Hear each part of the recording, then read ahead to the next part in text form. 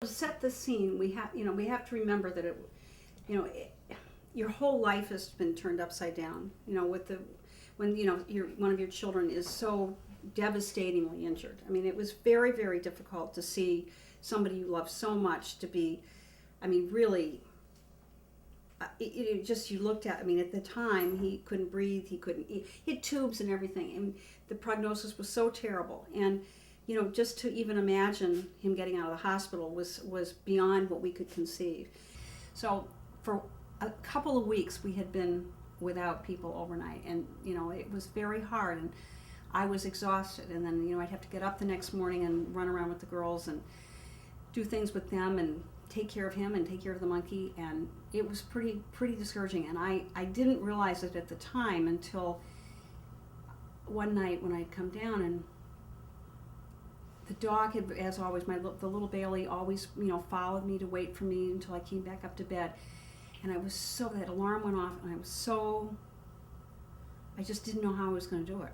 I mean, how was I going to get up again and go down and turn him? I mean, he weighs 190 pounds, and turn him. And so anyway, I did it, and I went downstairs, and I'm just feeling really the burden of all of this and the never ending. I keep saying this, but it's really never ending.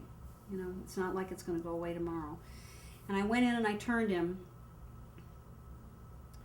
and I sort of went, he'd gone, he didn't even wake up, and I went over to the cage, and she was in her covers, and she had the little covers over her face, and I just sort of looked at her and said, "Oh, Kasey, how are we going to do this?"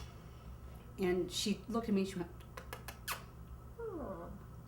And I realized right at that minute that she was telling me she loved me, and that I could do it. I don't mean to start crying, but anyway, that I could do it, and she was there for me. And then if she was there for me, and then I came out, and the little dog, he was waiting for me, like this, waiting for me at the steps. I can't say that I ran up the steps and with a lilt and everything else, but it sure was a lot easier when I had to get up the next time, which was 3 hours later. But still, I got up and I came down again, and I knew that she'd always be there for me. So if it ever, thank God I don't have to do it right now because we have some nice people that come at night. But in those situations, even now, when, if he's in a lot of pain and it's really tough for him, I can look over her and she's there. She's like my cheerleader. And you know what? She rescued me. I mean, it's the truth. I was like a monkey, not a dog, because I, only thought that dogs for handicapped people were out there to help. So a monkey, I was game.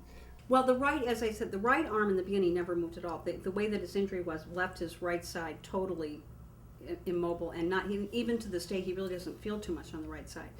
But what I began to realize was that she, in the beginning, was left hand, and it was all about the left hand.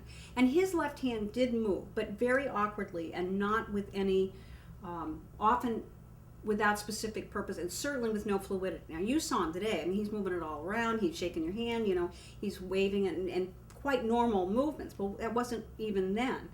So in the beginning, she was all about the left hand. And she would work it where she'd bring the toy to him and, and get him to reach for the toy with the left hand. And, little by little, when she did allow him finally to cuddle and snuggle and stuff, he would be able to reach up with his left hand and pat her and rub her. And it was very sweet. Now, for those of us, including me, who know nothing about muscle groups, the action of petting on the shoulder is extremely important, it turns out. It means he was having to lift his arm up, which then would strengthen the back of his arm and his shoulder. And by bringing it up, this action and then the petting were hugely important to the recovering of the left arm. His OT person at Spalding Rehab will tell you that was one of the best things for him to be doing, this action. My right hand, my right side seemed inactive, unable to move, and it hurt. But she was scared of the of the bustling, and now I can take a look. It's really I think up and down, doing this all the time, I think it helps. I think it really does. I think it's good OT. It meant that it was a lot of work to maintain her, and it was a lot of work to keep up with the moods she would be in. I'd have a monkey right next to me, going to bed, waking up with me. Different lifestyle. It's a lifestyle with a way to be curious, and she provides me an opportunity to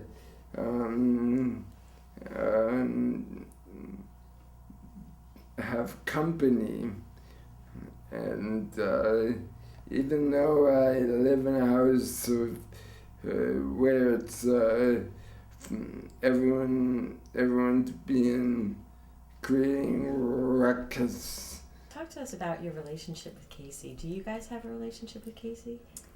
I'm in the process of building a relationship because of the sister rivalry. At first, she didn't really acknowledge me, but now I'm starting going in every night, and we play catch. I'll throw her this little soccer ball, and she loves it. So now we're building our relationship. And like Maddie said, there's a sister rivalry, and Kasey has a hierarchy. And Ned is top dog. He's number one. And then my mom, and then Megan Monkey. And unfortunately, I'm on the lower side. So we have a sister rivalry, but she makes Ned happy. So when we're in the same room, she gets along with me sometimes.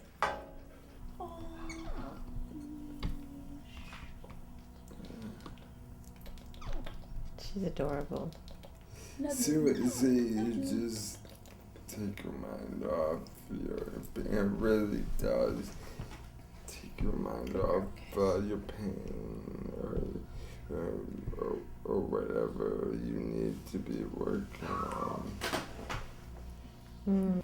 Kasey is taking on finding her role in the house, finding her role, finding who she is, who she's gonna be, and so am I, as the days go on. Is she like your best friend? She's starting to be. She's starting to be less of a roommate and more of a really, really good friend. Yeah, she's pretty smart. Yep, she's another reason to wake up in the morning, and more so, she's become another reason to continue to try walking at PT.